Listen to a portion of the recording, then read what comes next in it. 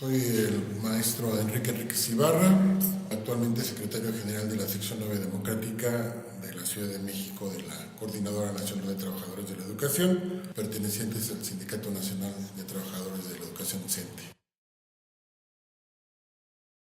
Se aprobó un dictamen hace poco tiempo, hace unas semanas, se aprobó un dictamen en las Comisiones Unidas de Educación y de Puntos Constitucionales en la Cámara de Diputados. Sin embargo, observamos que sigue prevaleciendo el aspecto laboral. ¿Cuáles son las cosas que no estamos de acuerdo que deben de estar ahí?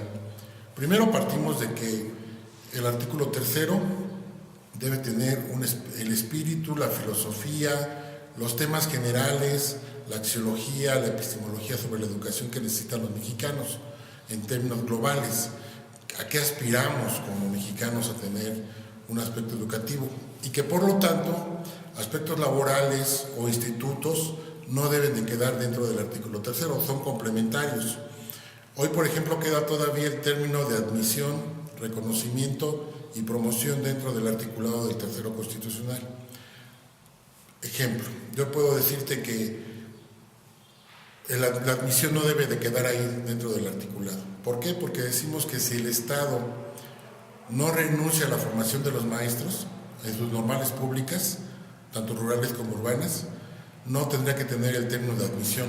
Más bien tendría que estar preocupado porque los planes y programas de las normales públicas de este país fueran pertinentes, fueran propias, fueran con un hilo nacional, para que los egresados de estas escuelas normales no tuvieran que presentar un examen de admisión para entrar a trabajar, porque eso implicaría que el Estado está renunciando a la correcta formación de sus maestros.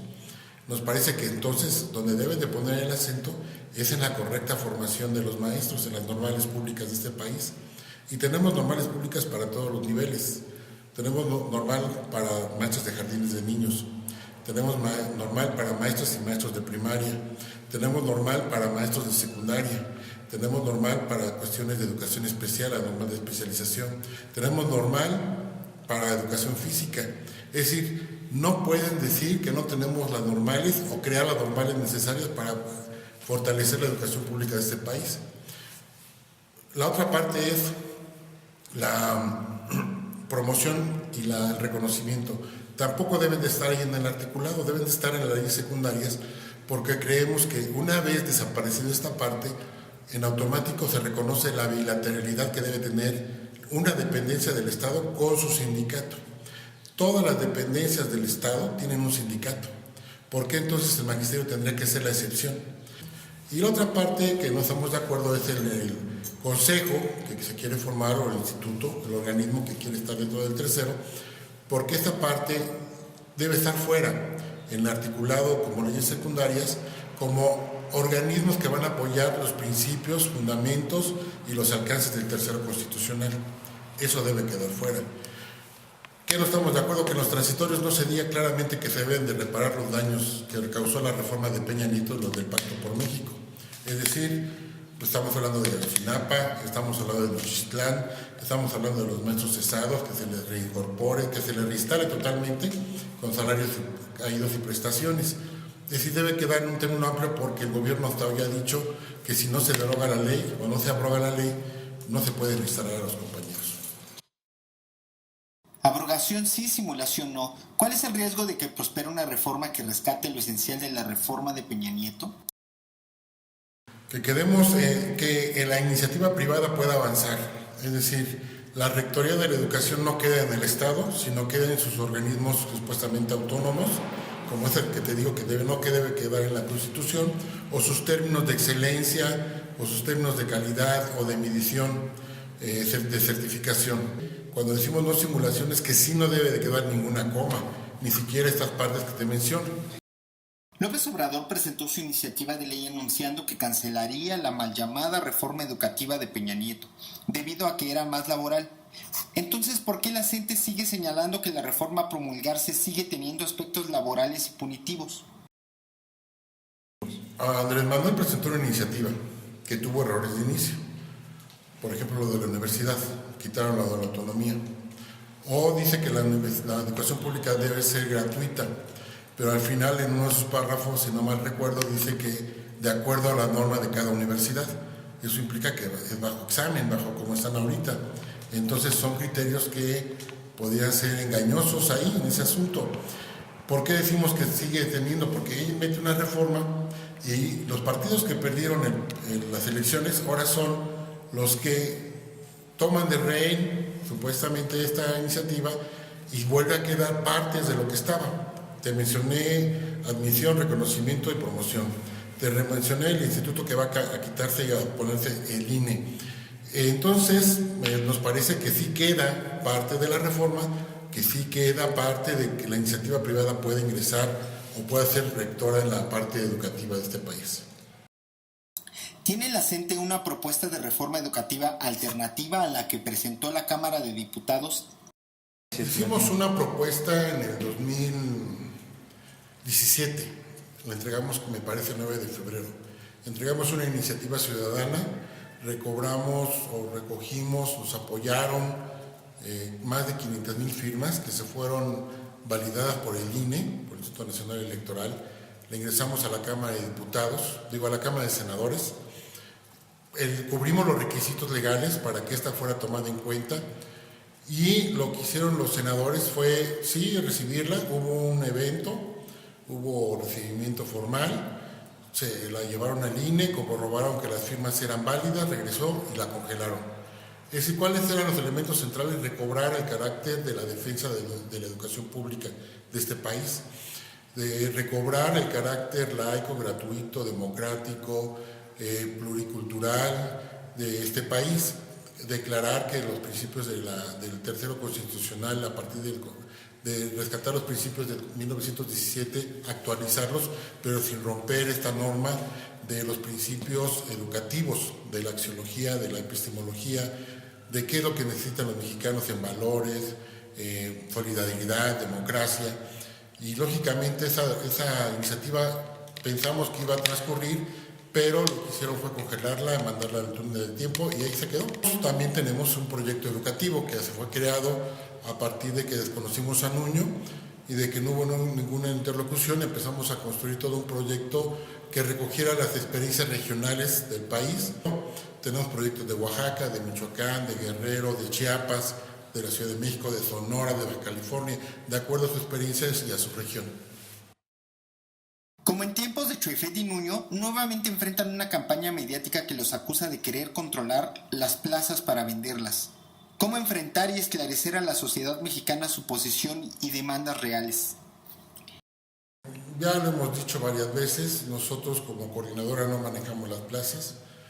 Los que somos comités seccionales estatutarios, lo que hacemos es proponer compañeros que cubran el perfil para un interinato. Es decir, hay compañeros que se jubilan y cubrimos el interinato. Proponemos, el que otorga las plazas es la SEP, la Educación Pública. Sí hay corrupción, pero es el Sindicato Nacional de Trabajadores de la Educación en su cúpula.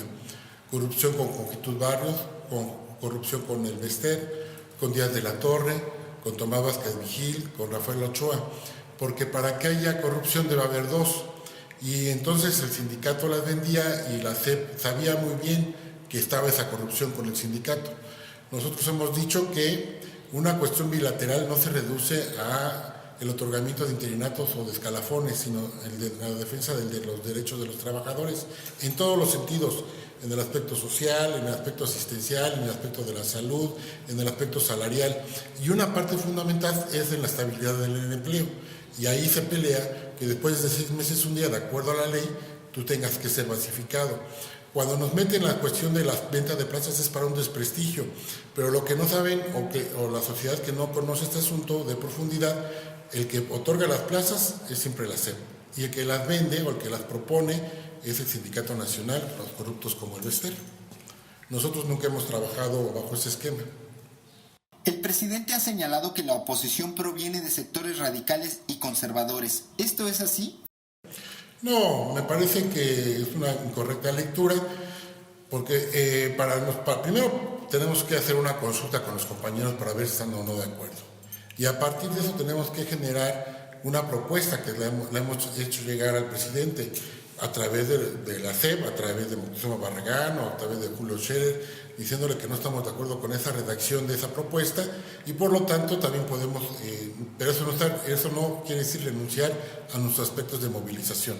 Una cosa es estar en la mesa y tratar de construir acuerdos, tratar de construir propuestas que los podamos convencer o que nos convenzcan, pero al final del día el proceso de la movilización o de las formas de accionar de la coordinadora no están en la mesa. Esas son, son de autonomía de la coordinadora, porque no está cuestionamiento ni a negociación. ¿Qué opinión les merece el memorándum que ha enviado el presidente ante la dilación en las negociaciones con los maestros? ¿Esto resuelve el conflicto con la CENTE? Oye, de entrada te voy a decir que recoge las demandas de la CENTE, que ha pedido la abrogación de la reforma, que hemos pedido la reinstalación de los cesados, que hemos pedido la liberación de los presos políticos y el desvanecimiento de los expedientes creados para inhibir la participación de los compañeros, ¿no?, de los expedientes judiciales, tanto estatales como federales. Que hemos pedido que se reconozca que las normales son una beta donde el magisterio se va a nutrir.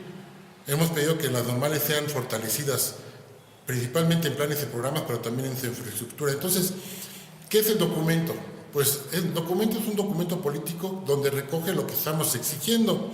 ¿A quién se lo tenemos que dirigir? No a la coordinadora. ¿Quién no ha cumplido hasta hoy? Pues son los diputados, porque ellos tienen ahí la nueva iniciativa. Más bien el mensaje es para ellos, porque ellos son los que no han cumplido con esas exigencias que López Obrador hoy pone en el papel, que sabemos nosotros los alcances que no da. Eso se tendrá que trasladar al tercero constitucional. ¿Cuál es la posición de la CENTE respecto a participación de actores externos a la educación como la OCDE, Red de Educación y Derechos y Mexicanos Primero en la discusión y definición de leyes y políticas educativas? Primero, creemos que así como México es soberano en su política interior y exterior, así lo tiene que manifestar en el tercero constitucional. Es decir, somos soberanos en cómo manejamos la educación en este país y por lo tanto no tendrían que intervenir primero organismos internacionales como la OCDE. Segundo, la iniciativa privada no tendría que intervenir tampoco, porque lo que se ha hecho con esto es, como tú has dicho, Mexicanos Primero, ha sido una intervención directa, pero no para fortalecer la educación pública, sino para minimizar los contenidos programáticos o para ingresar con programas de venta de equipos. Te voy a poner un ejemplo: se compraron computadoras cuando fue Fox, se les llamó Enciclomedia, y ahí se quedaron. Ya no se les dio mantenimiento, pero se compraron. Se compraron después tabletas, 3 años, y ya no volvieron a comprar. Entonces ha sido millones de pesos gastados porque se les ha ocurrido comprar, que no estamos en contra de que se utilicen estos nuevos métodos, estas nuevas tecnologías, pero cuando no hay planes, no hay programas, no hay actualización, no hay profesionalización del magisterio, y nada más se compran por comprar y no tiene un seguimiento y nada más dura 3 años el programa, hay equipos que están ahí parados en las escuelas primarias.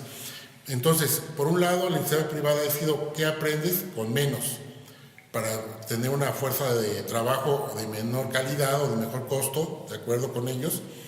Y segundo, tender directamente comprar cosas que al final del día no se ocupan. ¿Cuál es la ruta que propone la CENTE para lograr la abrogación total de la reforma educativa neoliberal?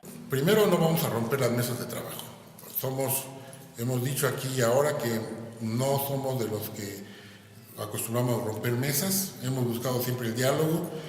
Lo que ha pasado es que no han escuchado las propuestas concretas, pero eso va complementado con el plan de acción que ya tenemos programado. Es decir, 2 caminos: las mesas de trabajo para poder proponer qué es lo que estamos pensando.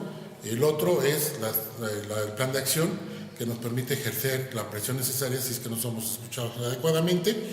El otro camino es el aspecto del proyecto educativo, que seguimos peleando que se escuche qué es lo que queremos que se pongan o cómo trabajar los planes y programas en el aspecto en las regiones del país y a nivel nacional. Y en el aspecto legislativo, pues, estamos esperando que se escuche la voz de la CENTE y poder trabajar en el asunto. Primero, la CENTE nunca tuvo un compromiso con el electoral. Como coordinadora, nosotros somos independientes de cualquier partido político, del gobierno o de cualquier entidad. Nos manejamos estrictamente sobre la consulta de bases y el trabajo específico en las escuelas. Hoy ganó López Obrador con una amplia mayoría. Digamos que es diferente, debemos entenderlo así, es diferente en el sentido que no estamos luchando contra un gobierno como fue el panista o fue el peñista. Es de diferentes características, pero hoy gobierno al fin. Y al fin como gobierno tiene que buscar su estabilidad. Y nosotros como organismo social sindical tampoco podemos perdernos en perder nuestra esencia. Y lógicamente, ante esa situación de la reforma educativa que hoy está planteando la Cámara de Diputados, tendremos que seguir levantando la voz. Habrá otras reformas que nos faltan por hacer, pero por ejemplo está en proceso ya en la Cámara de Senadores la ley la nueva reforma laboral, y entonces en ese sentido tendremos que discutirla también con otros sindicatos. Es decir, la labor de la CENTE no va a terminar en porque ganó López Obrador. No hay acuerdo, pues tendremos que seguir peleando. Tendremos que seguir buscando que la voz del magisterio y de los trabajadores en general sea escuchada por el nuevo gobierno, independientemente de la línea que sea. Cada momento político debe ser aprovechado por todos los sindicatos. Es decir, hoy nos toca salir y de reivindicar el derecho de los trabajadores a tener una vida mejor en todas sus condiciones. Y me parece que el 1 de mayo tendremos una demanda común que será mejorar la vida del trabajador de aquí de México.